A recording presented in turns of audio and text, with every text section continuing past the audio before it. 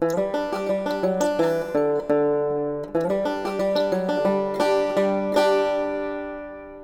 all been begging to see the pantry, so let's go take a look.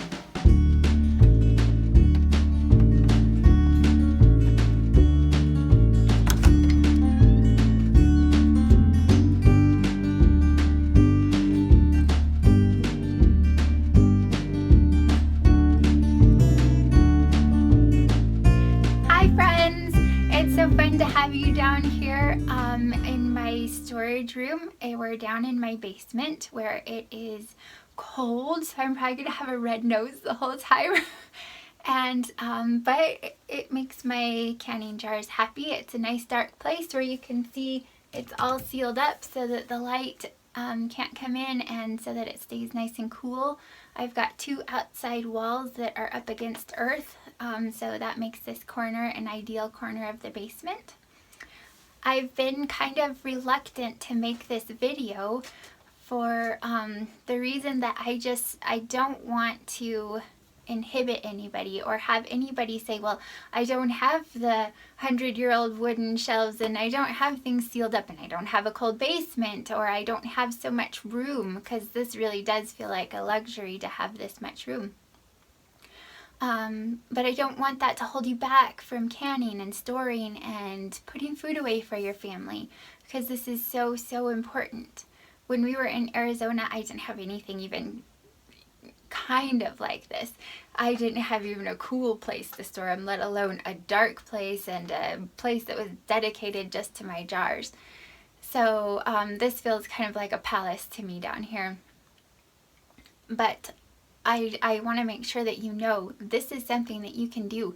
You know, if you put all your jars underneath the beds are cool, or under the beds is a nice cool place, and it's usually dark down under there.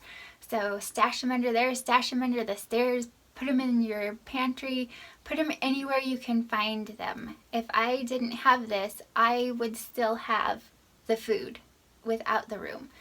This is something that's just a way of life now, and something I feel is really important for every family. So now that you got me down here, let's talk a little bit about planning, because I feel like that is a really, really important part of your pantry, your food storage, your garden. All of that has to do with how much food your family needs to eat. So you've seen the shelves, and they still have a lot of food on them. Here we are in March, you know, coming up at the end of winter, and we still have a lot of food to eat. And the reason we have a lot of food to eat is because I planned and prepared for us to have a lot of food still on the shelves. Last year, we didn't have all of this in March, and we were starting to, you know, things are still expensive at the grocery store. There's not a lot of fruit that you can grab and eat, and the vegetables, you know, everybody's starting to run out of the stock from last summer, and so the prices are starting to go up, unless you get stuff that comes out of Mexico or, you know, down south of the equator. They're starting to head into fall, so it's the end of their season now too. So we're kind of in that in-between times where food gets pricey. And so this was a difficult time for us last year when we didn't have food here, and it was hard to get it at the grocery store. And obviously we did great.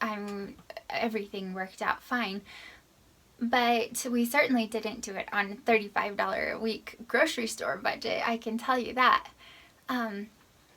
So it's really, really important to know what your family eats, and then to put up everything you can put up. And so I figured out, you know, how many jars of peaches we prefer to eat a week, and then I multiplied that times how many weeks we were going to need to eat canned peaches, and that's how many peaches I put up. And that way I knew that we'd have what we need.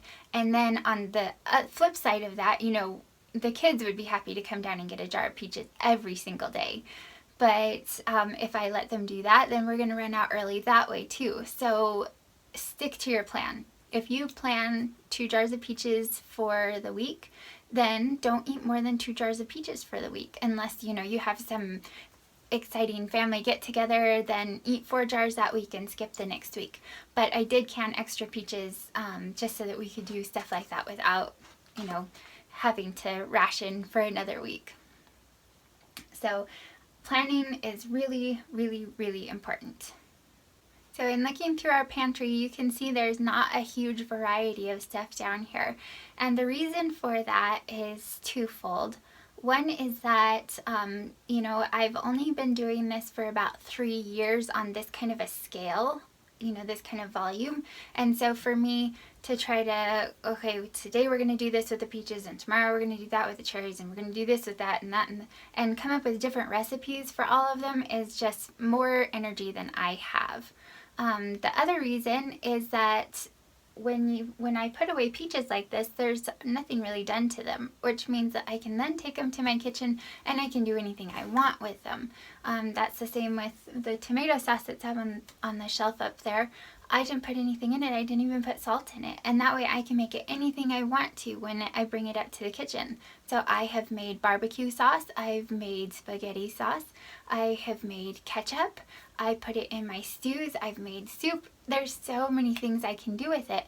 But I didn't have to take the time to prepare all of those things in the summer when I have this gigantic volume of things that need taken care of. So I put it away very simply. I do as little work as I can. I don't have the energy to be adding more work to my workload. And that way, in the winter, when I have a little more time to play with things, then I can get creative with it. And that works really well. One other thing too is that I know what we like to eat, and so that's what I put on the shelf. I don't put, you know, here, look over here. This is... Here's what I did with the beets, because we didn't know how much we were going to enjoy pickled beets.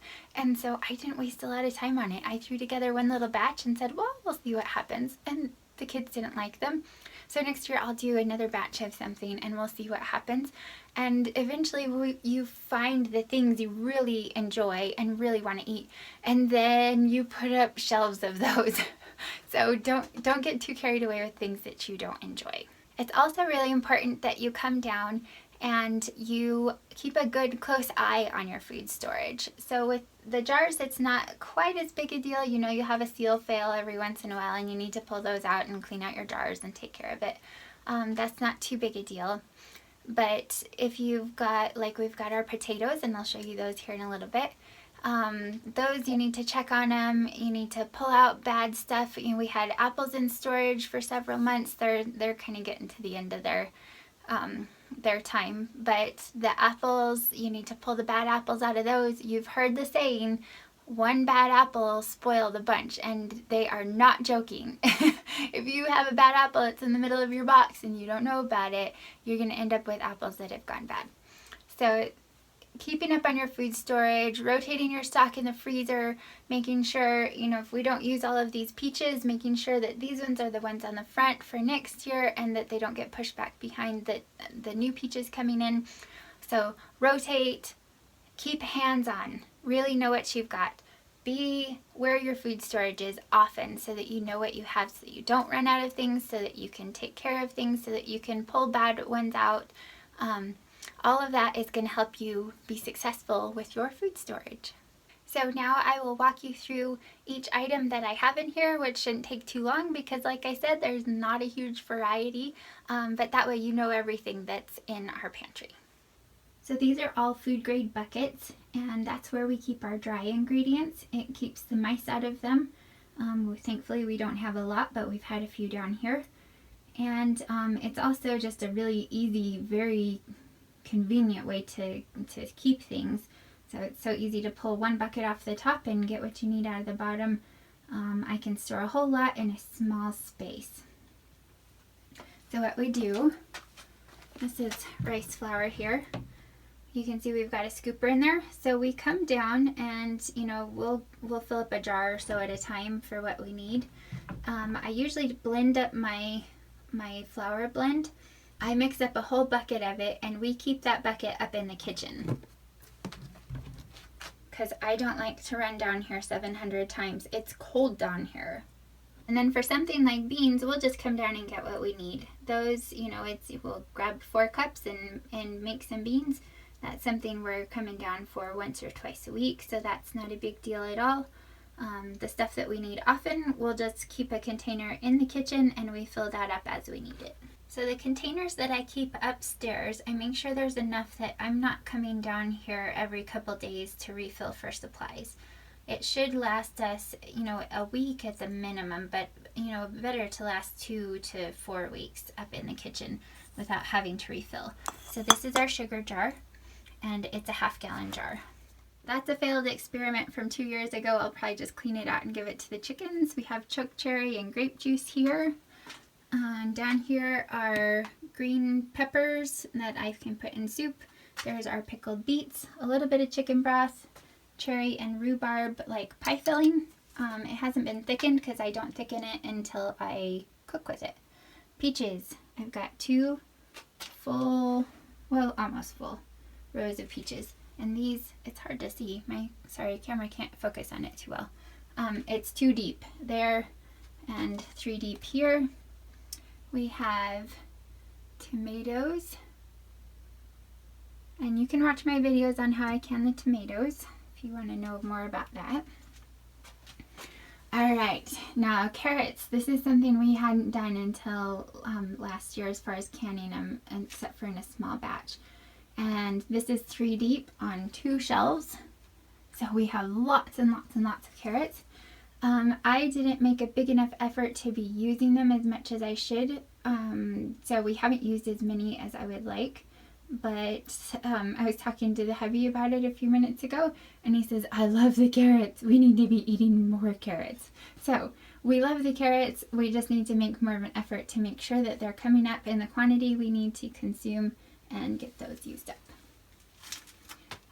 We have a little bit of applesauce left, not a whole bunch. The kids are especially loving those applesauce muffins.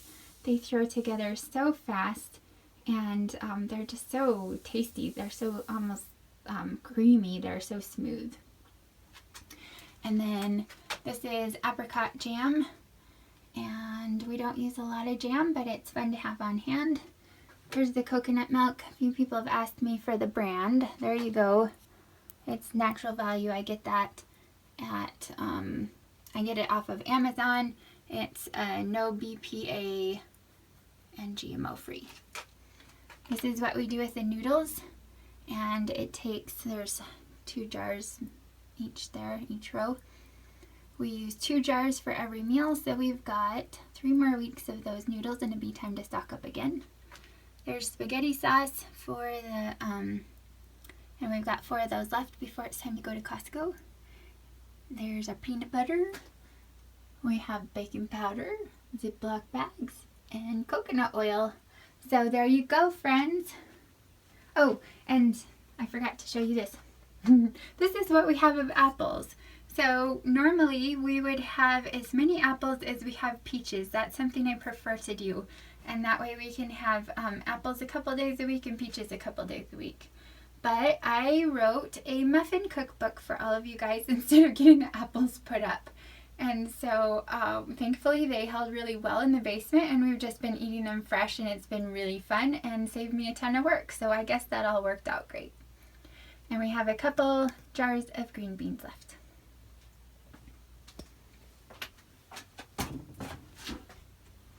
There's our storage onions, and there's a few in there that are starting to sprout because it's starting to warm up a little down here. So if I don't get those used up in the next couple weeks, then I will just dice them up and throw them in the freezer. So friends, there's the pantry. It's not overwhelmingly amazing, but we're pretty proud of the work that's gone into it. Thank you so much for being here and for having an interest in the things that we're doing. I love talking to you guys, so leave me comments, and if you have questions about anything that you saw here, leave me questions, and I will either answer them in a question and answer video, or I will take a minute and answer them in the comments below. Either way, it's so fun to chat with you, and I just appreciate you guys being here so much. I will talk to you again soon. Bye!